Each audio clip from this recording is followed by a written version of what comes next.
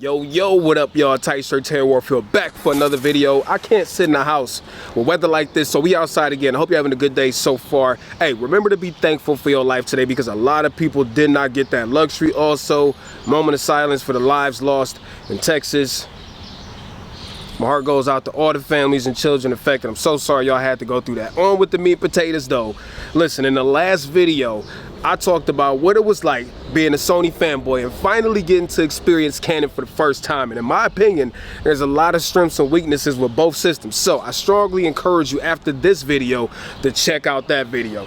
A lot of the comments of that video were, yo, I think I should get the A7IV for this reason or the R6 for that reason. So in this video, let's continue the saga. I'm gonna give you 11 reasons why, if you are on the fence about the R6 versus the A7IV, why I think you should pick up the R6. In the next video, I'm gonna do the same thing. I'm gonna give you 11 or 12 reasons why I think you should get the A7IV. Then to wrap everything up, I'm gonna give you my opinions on both to tell you which one I think is better for your hard-earned ducats. So, hope I don't get attacked by a bear or a deer or anything like that. Let's get on with the meat and potatoes. Let's get it. Okay, now I had to make a list because I'm terrible with remembering stuff. So, the first 3 items on my list, number 1 is build quality. Compared to the A7IV, and I said this in my video previous to this, listen, the A7IV is actually crafted really well and a lot better than Sony's older cameras. But when it comes to the EOS R6, it's the EOS R6, no question.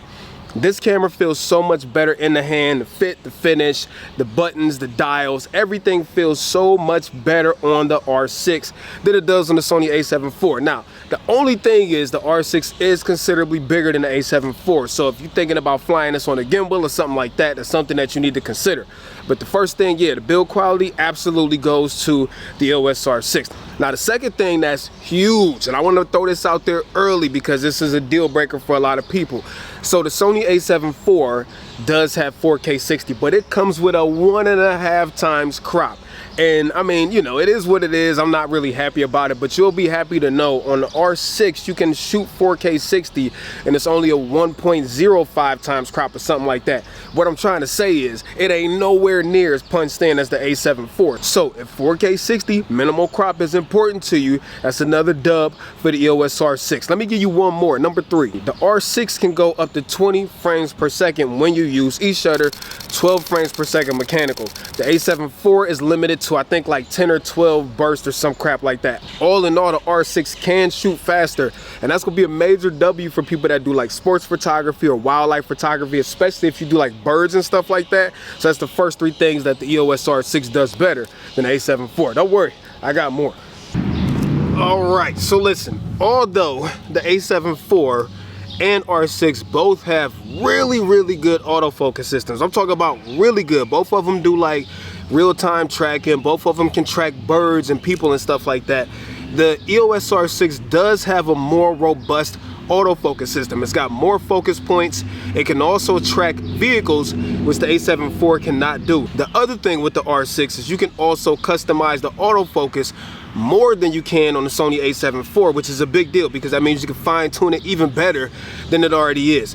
One thing I really love about the R6, although the A7IV does have a few nifty features when it comes to like, you know, focus map and stuff like that, the manual focus assist on the R6 is literally the best thing since sliced bread. So you can point the camera at a subject and on the screen there's like 3, it's almost like a crosshair, right? And it brings them all together as you turn the focus ring, and once it's in focus, it all lines up and it turns green. The dub for autofocus definitely goes to the R6, although the A7IV performs fantastic. It's not that far behind. The 5th thing on the menu is the menu itself. I didn't even mean to do that, but it just came out like that. Bars. The menu itself on Canon cameras, and I said this in my last video, it's light years ahead of Sony. Now, Sony has made some improvements on the A7IV's touchscreen and all that stuff, but the fact that on the EOS R6, and this is no different from any of Canon's other cameras, the fact that you can literally touch everything on the screen. You want to change aperture, you touch the screen to change aperture. You want to change shutter speed, you literally just touch shutter on the screen and change your shutter speed. What I'm trying to say is the EOS R6 is a much more pleasant and user-friendly experience than the Sony A7 IV is. And again, I'm not saying that the A7 IV is bad. It's a lot better than what it used to be, but you can't do some stuff on the A7 IV like I just talked about, like manipulating your camera settings and all that. You can to a degree, but not like you can on the EOS R6. So if you're on the fence, that's something that you definitely need to consider is the touchscreen functionality. The last thing before we move forward, because my knees are hurting and I gotta get up, is the flip out screen on the back of the R6 is higher quality than the one that's on the A7 IV, and it's a pretty big difference. The EVF is pretty much the same, although the A7 IV does have slightly higher magnification. But I will tell you, looking at the rear display on both cameras, the EOS R6 wins, no question. Now, oh my God, my knees, that's bad, I'm getting old. All right, so let's talk number 7 and number 8. Number 7, another W for the R6. The R6 can actually focus, since we're still talking about autofocus, down to -6 EV at f2, whereas the A7 IV can only go down to -4 EV at f2. Terry, what the hell does that mean? Okay, that means basically that the R6 is gonna perform better in lower light situations. If both of them are at f2, you can expect the R6 to yield you better results. Now, I'm not saying that the A7 IV is a slouch with autofocus, because it's absolutely not, but the advantage does go to Canon on that one. Number 8 that I want to tell you about is stabilization. Now, on paper, the R6 does handle stabilization better than the A7 IV, and I found that when testing them both for photos, that I can consistently get slower shutter speeds and a cleaner image out the R6 because of the stabilization built into it. There's a caveat, however. I also found that although the R6 does have more stops of stabilization, the vlogging experience is a little bit different. Like, I'm not gonna give you all the good, but I'll give you some bad too. You get a lot of wobble with the EOS R6 that you don't get with the A7 IV. So both of those are still a dub for the R6, but you do need to understand that the R6 will give you more wobble, especially at wider lengths, than the A7 IV was. But as a whole, the R6 does have better stabilization. Now, on a scale of 1 to 10, how creepy was that? Listen, I got 3 more things I want to talk about real quick. Okay, so R6 here, ISO sensitivity. The R6 has better standard ISO sensitivity than A7 IV. The R6 goes from 100 all the way up to 102,400 when it comes to ISO, whereas the A7 IV only goes from 100 to 51,200, I believe. Now, in both of their extended formats, they can both go from 0 to 204,800 or some crap like that. I don't feel like turning this thing on to check the numbers. What I'm trying to say is, when it comes to ISO sensitivity, the R6 is going to give you better performance. This little dial on the front. Now, Sony has its, you know, respective customizable buttons and stuff like that.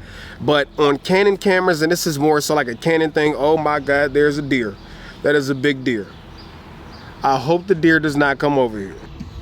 See, y'all thought I was joking. Look at this evil attack deer right here. This is the one that's been prowling around watching you. You better relax, Bambi. I'm not for your shit today. So on the front of the R6, I gotta watch this out of my peripheral right here. On the front of the R6, yo, and this is, like I said, not specific to the R6, but RF mount, you can customize this front dial to be whatever you want it to be. So if you wanted this to be like ISO, you can literally program ISO to this front dial. And when you want to move ISO up or down, you just turn it left or right, and you can customize that. Also, you can customize how you want the lens to operate inside the camera. The last dub for the R6 comes to colors. When it comes to comparing this to the A7 IV, the A7 IV has really came up when it comes to color science and stuff like that versus old Sony cameras. However, still can't hold a candle to the straight out of the camera colors for photo and video out of the R6. So those are my top 11 reasons why, if you're thinking about copping the R6 or the A7 IV, why you should get the R6. Now, Sony fam, don't feel like I'm cheating on y'all, because like I said, the next video, we're gonna give all the love to the A7 IV and the reasons I think you should buy that over the R6, and then we'll wrap this up. So make sure you are subbed with noties turned on. Make sure you come back for those videos. So I hope this video was helpful. I'm trying not to get attacked by Bambi, so I'm gonna go ahead and get out of here. Peace and chicken grease, much love, Terry Warfield. Peace.